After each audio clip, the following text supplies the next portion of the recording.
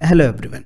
इस वीडियो में हम बात करेंगे सोशल साइंस की standard 10th GSEB board Gujarat board. ठीक है, तो गुजरात बोर्ड ने अभी थोड़े टाइम पहले सोशल साइंस का ऑफिशियल सैम्पल पेपर निकाला था जो गुजराती में था। ठीक है, जो मार्च 2022 में एग्ज़ाम होने वाले वो गुजराती में सैम्पल पेपर दिया था।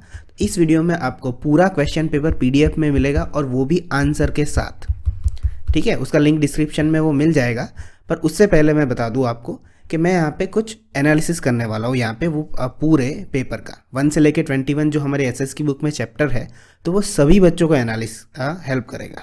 वो जो एनालिसिस है वो सभी बच्चों को हेल्प करेगा और मोस्टली उन बच्चों को खास हेल्प करेगा सबसे ज़्यादा। वैसे तो सबको हेल्प करेगा, पर जिन बच्चों के 50 से 70 के बीच में मार्क्स आते हैं या वो लाना चाहते हैं उनके लिए ये काफ़ी हेल्पफुल होगा।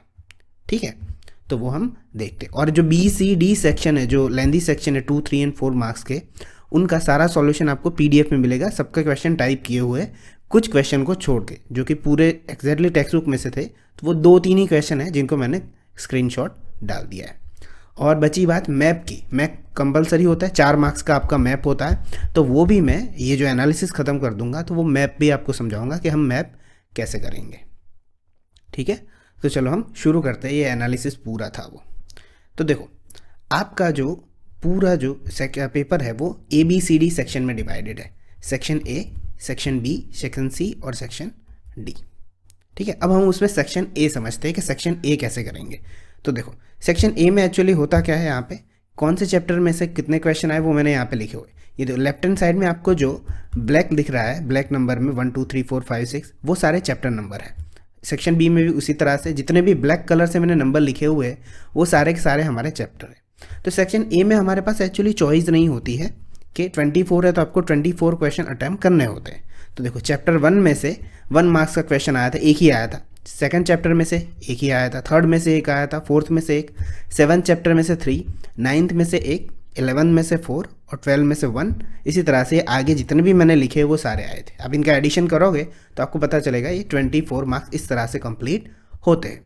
5, 6, 8, 10, 13, 17 और 21 चैप्टर में से एक भी क्वेश्चन 1 मार्क्स का नहीं आया था।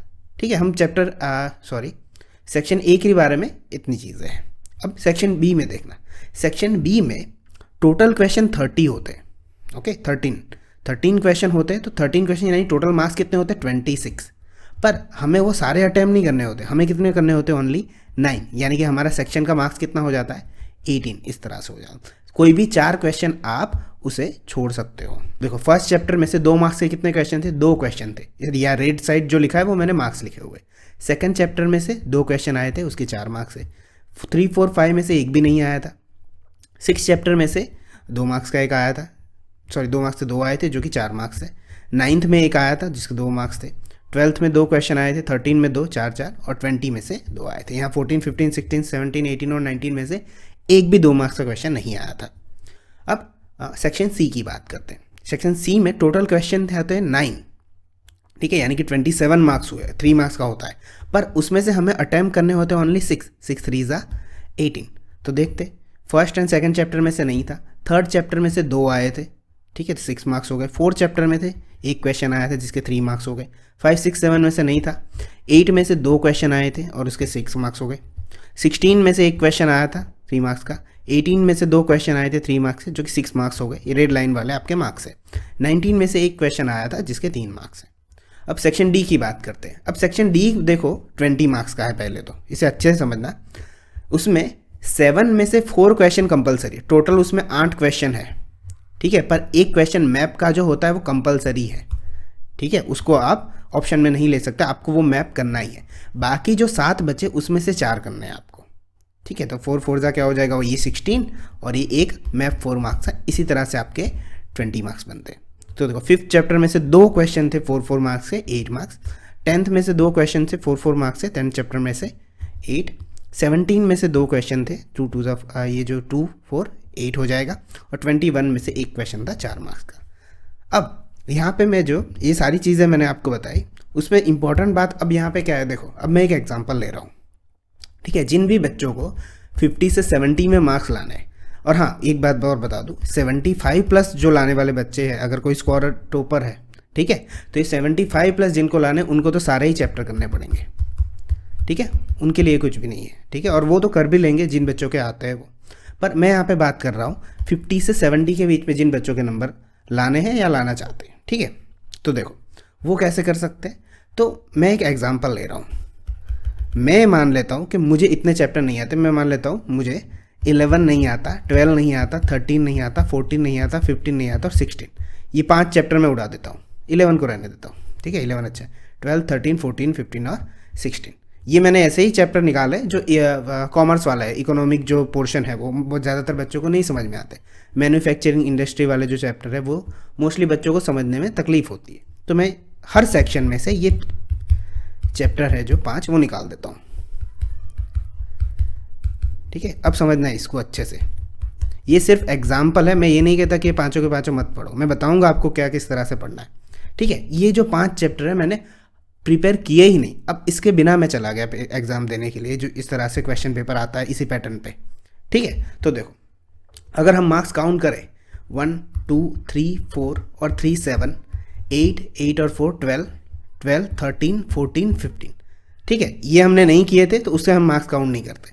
तो वो 5 चैप्टर किए बिना सेक्शन ए में से कितने कवर होते हैं? 15। ठीक है, उसके बिना 4 और 4 8, यहाँ पे 12 और 14 और 4 18। अब ये 18 तो है पर समझना इसे अच्छे से। 13 क्वेश्चन थे ना, उसमें से आपको तो कितने करने? 9 ही क्वेश्चन अटेम्प्ट करने। ठीक है, 9 ही क्वेश्चन अटेम्प्ट करने, तो ये तो मैटर नहीं करता यहाँ पे, सारे क्वेश्चन अटेम्प्ट करने की जरूरत नहीं। 2 क्वेश्चन पहले में से कर लो। अगर आपने ये चैप्टर अवॉइड छोड़ दिए, इसका मतलब बाकी सारे अच्छे से किए होंगे। 2 और 2 4, यहाँ पे 6, 1 7 और 1 2 9। ठीक है, आपका पूरा सेक्शन कवर हो गया अगर आप अच्छे से करते हो तो। ठीक है, मैं यहाँ पे पूरे मार्क्स काउंट कर रहा हूँ एक एग्जाम्पल लेके। ठीक है, तो समझना, इसे अच्छे से समझने की कोशिश करना। ठीक है, इन 5 चैप्टर को छोड़ा तो भी यहाँ पे सेक्शन में से पूरे क्वेश्चन आप अटेम्प्ट करके आए। अब सेक्शन सी देखो, जिसमें टोटल 9 क्वेश्चन है, 6 ही करने हैं हमें। ठीक है, तो देखो 2 क्वेश्चन यहाँ से, 3 और 2 5, 5 और यहाँ पे 3 मिल गए। ठीक है, अभी भी ये 2 3 5, ये 2 7 और 1 8, टोटल 8 क्वेश्चन बचे अभी भी ये चैप्टर छोड़ने के बाद भी। अब इसमें से भी कोई भी 2 अगर आपको नहीं आते तो वो छोड़ दो, सिर्फ 6 ही अटेम्प्ट करने। ठीक है, तो भी आप यहाँ पे 18 कवर कर सकते हो। ठीक है, आए नहीं आए, गलती होती उसमें मार्क्स चले जाते हैं, वो अलग बात है, पर यहाँ पे मैं अज्यूम कर रहा हूँ, एक एग्जाम्पल ले रहा हूँ। सेक्शन डी में देखो उसी तरह से। सेक्शन डी में अगर आप देखोगे, मैंने क्या कहा, 7 में से 4 गिन रहे हैं। ठीक है, मैप का हम काउंट नहीं कर रहे।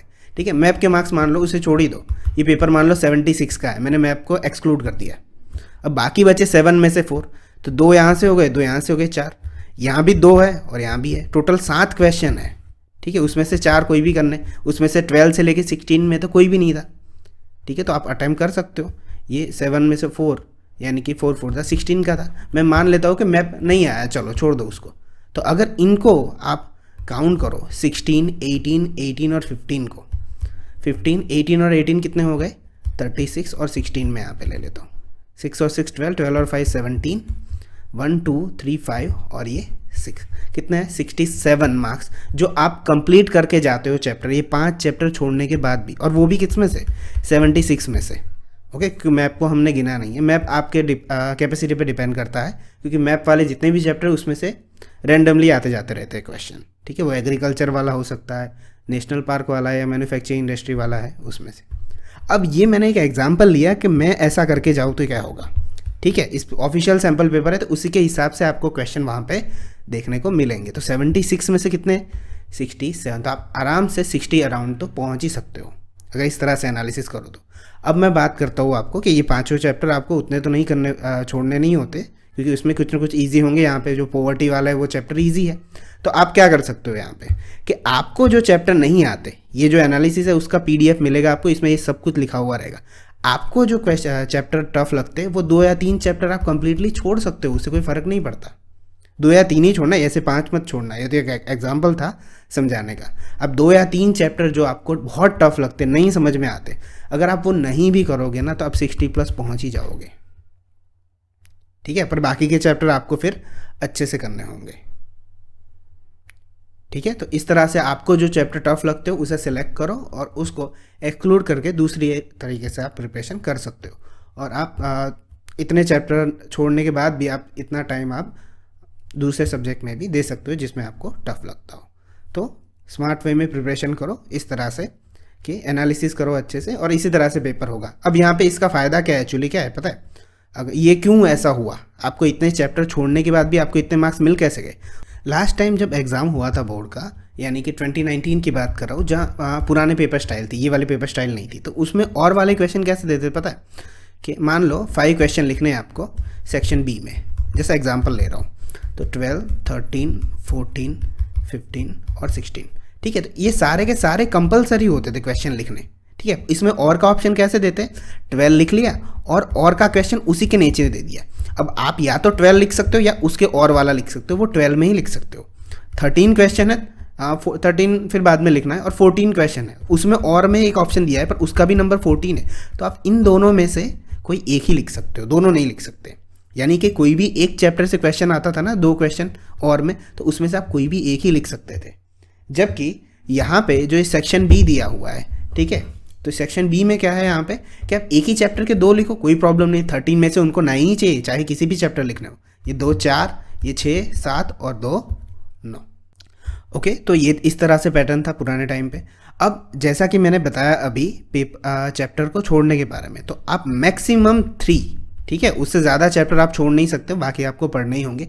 2 3 जो आपको बहुत ही ज़्यादा टफ लगते हैं, नहीं समझ में आते, वही चैप्टर को सिर्फ आप थोड़ा कम पढ़ो या छोड़ दो, ठीक है। बाकी सारे चैप्टर्स करो, वो कंप्लीट करो, तो उस तरह से आप आराम से 60 अराउंडिंग पहुँच ही जाओगे, ठीक है, उसमें कोई प्रॉब्लम नहीं। और अगर आपको फुल स्कोर चाहिए तो डेफिनेटली आपको सारे ही चैप्टर कवर करने होंगे। और अगर मैंने ये समझा, कोई भी ना समझ में आए कि मैंने यहाँ पे क्या कहा वगैरह, कोई भी प्रॉब्लम होती है, आप कमेंट करके पूछो, मैं आपको कमेंट में भी रिप्लाई दूंगा, ठीक है। अब हम सेक्शन बी सी डी के जो मैंने आंसर लिखे हुए वो हम आंसर देखते हैं और एंड में मैप भी समझते हैं, ठीक है। तो चलो देखते हैं। देखो सेक्शन बी में है इस तरह से, ये 13 में से 9 क्वेश्चन करने। ये तो गुजराती में पेपर है, मैंने इंग्लिश में ट्रांसलेट भी किया हुआ है, वो भी आएगा आंसर के साथ। ये देखो 25 से स्टार्ट होते हैं। शॉर्ट नोट और नेग्रेटोइड पीपल चैप्टर, ये एग्जाम दिया हुआ है कि कहाँ से है, ये चैप्टर 1 में से।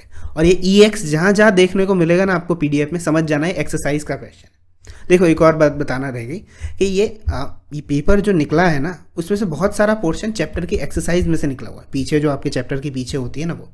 और फर्स्ट सेक्शन में तो बहुत सारे क्वेश्चन थे, तो आप जब भी बुक फिनिश करो तो कोई और मटेरियल पढ़ने से पहले आप पीछे वाले एक्सरसाइज के क्वेश्चन फिनिश कर लेना पहले, मोस्टली उसी में से आया था इसलिए। फिर India is a land of ancient culture, मैं सारा नहीं करूँगा वरना काफ़ी लेंदी हो जाएगा, सिर्फ मैं बता रहा हूँ कि मैंने इस तरह से टाइप किया हुआ है, आपको PDF देखने को मिल जाएगी। पटोला पैटर्न है, फिर man and clay have been closely associated in ancient time, इस तरह से है। कोई क्वेश्चन ऐसा आएगा जिसमें मैं अभी बताऊँगा, डिटेल ज़रूरी होगी, बाकी सारे मैं जाने देता हूँ फटाफट से, ठीक है। अब देखो ये क्वेश्चन था 34 का, sunrise industry and Manchester of east, chapter 13 से एक क्वेश्चन है। मैनचेस्टर ऑफ ईस्ट हम अहमदाबाद को कहते हैं, और उसका दूसरा नाम भी है जो मैंने यहाँ पे दिया हुआ है, जिसे डेनिम सिटी ऑफ इंडिया भी कहते हैं, ठीक है। तो ये सारी चीज़ें मैंने कुछ एक्स्ट्रा भी लिखी होगी, तो वो आप देख लेना, वो आप ही के लिए हेल्पफुल होगी, ठीक है। 35 और 36 क्वेश्चन है उसी तरह से, और 37 आई थिंक यहाँ पे सेक्शन बी जो है वो फिनिश हो जाता है, ठीक है। यहाँ से सेक्शन सी स्टार्ट होता है। एक और बात, ये क्वेश्चन के आंसर मैंने सारे कहाँ से लिखे हुए वो भी देख लो।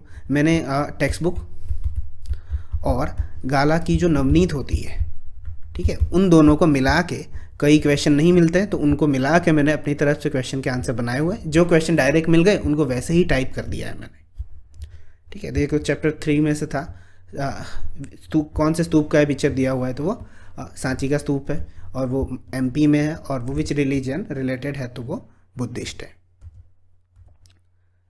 Okay. Short note on sun temple of Modhera दिया हुआ है, वो 3 मार्क्स में, ठीक है। ये सारे क्वेश्चन आपको PDF में मिल जाएंगे, आप डिटेल से देख लो।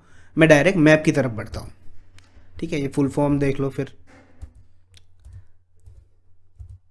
अब देखो ये सेक्शन D में, देखो यहाँ सेक्शन D में 47 से लेके 54, इसमें 47 से लेके 53 में से कोई भी आपको 4 करने हैं, ठीक है, कोई भी 4 करने। और ये मैप जो है वो कंपलसरी है, ठीक है, उस चीज़ का ध्यान रखना। अब देखो ये जो है mathematics help contemporary global affairs are carried out, तो ये क्वेश्चन पूरा ही टेक्स्ट बुक में मैथ्स के बारे में सिर्फ इतना ही दिया है, और ये 4 मार्क्स का क्वेश्चन है। 4 मार्क्स में आपको मिनिमम 10 to 12 स्टेटमेंट्स आपको लिखने होते हैं, तो इसलिए मैंने ये पूरा ही वही यहाँ से उसका कॉपी पेस्ट कर दिया स्क्रीनशॉट लेके पूरा।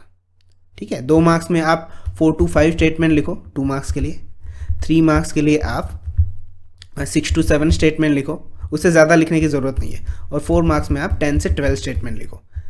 ठीक है, अपने हिसाब से आप जैसे जैसे आपको आता है, टाइम है तो लिख सकते हो, अदरवाइज एसएस में टाइम हमेशा कम पड़ता है। ठीक है, 48 देखो चैप्टर 5 में से, ये देखो ये क्वेश्चन भी same to same text book में एग्जैक्टली था, इसलिए मैंने यही पूरा डाल दिया है। आप यहाँ से पीडीएफ में से पढ़ना, आप टेक्स्ट बुक में से पढ़ लेना, आपको ये मिल जाएगा आराम से। फिर देखो 49 है फेवरेबल कंडीशन ऑफ वीट। अब देखो वीट के बारे में बहुत सारी चीज़ें दी गई है, पर फेवरेबल कंडीशन पूछा है हमें, वीट के बारे में डिटेल से नहीं पूछा। अब ये मेरे पॉइंट्स देखोगे ना 1, 2, 3 और 4 और 5, ये 5 स्टेप ही है जो फेवरेबल कंडीशन वीट के लिए, बाकी सारी वीट की इंफॉर्मेशन है। तो आप ऐसा क्वेश्चन आए तो पहले जो उसके लिए ज़रूरी है वो कंडीशन लिख लो, और उसके बारे में फिर देख लो कि वीट को हम पंजाब में पंजाब को किस नाम से जानते हैं, फिर गुजरात में कहाँ होते हैं। अब ये इसके बारे में जनरल इन्फॉर्मेशन है, क्योंकि 4 मार्क्स का है, हमें भरने तो है ना पेज, तो एक्चुअली आंसर यहीं तक ही है कि इतनी कंडीशन टेक्स्ट बुक में ही इतनी है, तो बाकी सारी चीज़ें फिर वीट के बारे में जितनी आपको याद है वो लिख दो, पर पहले जो नेसेसरी आंसर होता है वो लिखना। ठीक है, 50 देख लो, reforms technical reforms in agriculture 2 होते हैं, इंस्टीट्यूशनल टेक्निकल, सिर्फ टेक्निकल पूछा है और वो लाइन में पॉइंट में ही है, इसलिए उनको ऐसे ही लिख के दे दिया है मैंने, स्क्रीनशॉट दिया है मतलब। 51 देखो बिलो पॉवर्टी लाइन, उनके भी पॉइंट्स दिए हुए, features of below poverty line, उनकी कैरेक्टरिस्टिक क्या है, वो सारे पॉइंट्स एग्जैक्ट है। तो ये जो 3-4 क्वेश्चन है सेक्शन डी में, उसी में ही मैंने टेक्स्ट बुक से डायरेक्ट यही कॉपी पेस्ट किया है, अदरवाइज बाकी सारे क्वेश्चन मैंने टाइप किए हुए हैं, वो आप देख सकते हो। अब चलो हम अच्छा 52 भी है, राइट टाइप्स ऑफ अनएम्प्लॉयमेंट, ये भी यहीं से है। Okay 53 remedies of child labour, वो भी सिर्फ इतना ही दिया हुआ है। ठीक है, बुक में ही इतना है, तो आप इसको आगे बना के लिख सकते हो। अब हम बात करते हैं 54 मैप की, बाकी सारे क्वेश्चन आपको मिल जाएंगे पीडीएफ में। अच्छे, अब देखो ये भी जो मैप है वो भी आपको पीडीएफ में मिल ही जाएगा कम्प्लीटली। अब ये मैंने यहाँ पे दिखाने के लिए ऐसे बुक में मैप यूज़ किया है, अभी मैं यहाँ पे जो ब्लैंक मैप होगा उसमें भी मैं बताऊँगा। डेजर्ट सोइल जो है वो हमारा जो चैप्टर है उसमें ये जो ब्लू कलर में दिया हो, यानी सिर्फ राजस्थान में है यहाँ पे। ठीक है, तो आप कोई भी सिंबल कर सकते हो। तो देखो मैं बताता हूँ, यहाँ पे ये जो राजस्थान है, यहाँ पे ये सारी आप हॉरिजॉन्टल लाइन करके बता सकते हो कि डेजर्ट सॉइल जो है वो कहाँ पे है, चैप्टर 8 में से राजस्थान में। बस बुक में हमें सिर्फ राजस्थान में दी गई है, इसलिए हम सिर्फ यही करेंगे। फिर बात करते हैं हम गिर नेशनल पार्क। तो गिर नेशनल पार्क आप सबको पता है गुजरात में, जूनागढ़, तो वो यहाँ पे होगा। ठीक है, अब टी रीजन, अब टी रीजन को अच्छे से समझना, क्योंकि टी रीजन जो है हम सबको पता है एक्चुअली, टी तो जो आसाम फेमस है उसके लिए, पर बुक में 2 नाम है, तो अब दोनों जगह को दिखाओगे तो बेटर रहेगा, आसाम एंड वेस्ट बंगाल। ठीक है, ये दोनों को मिला के बोला गया है कि पूरे इंडिया की 75% टी जो है वो ये 2 बनाते हैं। बुक में दिया हुआ है, जब टी वाला चैप्टर ओपन करोगे उसमें एग्रीकल्चर में, तो उसमें टी के टॉपिक में दिया हुआ है कि Assam and West Bengal both are produce 75% of tea all over India. तो हम क्या करेंगे, यहाँ पे मैप में टी का रीजन पूछा हुआ है, तो हम आसाम को भी टिक करेंगे और वेस्ट बंगाल को भी करेंगे। ठीक है, आसाम यहाँ पे है, ठीक है, उसमें वर्टिकल लाइन कर रहा हूँ, और वही हम कहाँ करेंगे, वेस्ट बंगाल में कर देंगे। ठीक है, पूरा ही कर दो, कोई प्रॉब्लम नहीं है, क्योंकि हमें क्लियरली बोला गया है बुक में कि वो दोनों ही मिलके 75% करते हैं, तो ये 2 कर सकते हो। और लास्ट की बात करें कॉटन मिल मुंबई, तो वो तो आपको कॉटन मुंबई दिया हुआ, मुंबई तो सबको पता होगा, वो यहाँ पे है। ठीक है, यहाँ पे नेशनल पार्क है ये। ठीक है, ओके, तो यहाँ पे पूरा ये पेपर फिनिश हो जाता है। अगर आपको कोई भी चीज़ नहीं समझ में आती तो वो आप पूछ सकते हो कमेंट में, कोई भी चीज़ ना समझ में आती हो तो, और कोई भी अगर एसएस से रिलेटेड या मैथ से रिलेटेड डाउट है तो भी आप पूछ सकते हो। अब देखो आपको जो पीडीएफ मिलेगी वो डिस्क्रिप्शन में लिंक में होगी, उसमें ये सारी चीज़ें भी लिखी हुई होगी। आपको एक प्लेलिस्ट का लिंक मिलेगा जो डिस्क्रिप्शन में भी होगा, जिसमें आपको ये ऑफिशियल सैम्पल पेपर मैथ्स का पूरा सॉल्यूशन मिलेगा इंग्लिश में टाइपिंग के साथ। फिर सोशल साइंस है उसका तो मैंने अभी ही कर दिया, वो भी मिल जाएगा। ये सारे के सारे वीडियो एक ही प्लेलिस्ट में, इसलिए। फिर गाला के सैम्पल पेपर जो है वो आई थिंक 5 पेपर के सेक्शन ए फिनिश हो चुके हैं अब तक। ये जो मैं आज वीडियो बना रहा हूँ, आज 10 फरवरी है, वहाँ तक फिनिश हो चुके, उससे आगे भी आपको मिलते रहेंगे। तो ये प्लेलिस्ट सेव कर लेना, तो वो आपको हेल्पफुल होंगी। ठीक है, मिलते हैं नेक्स्ट वीडियो में फिर, तब तक के लिए बाय।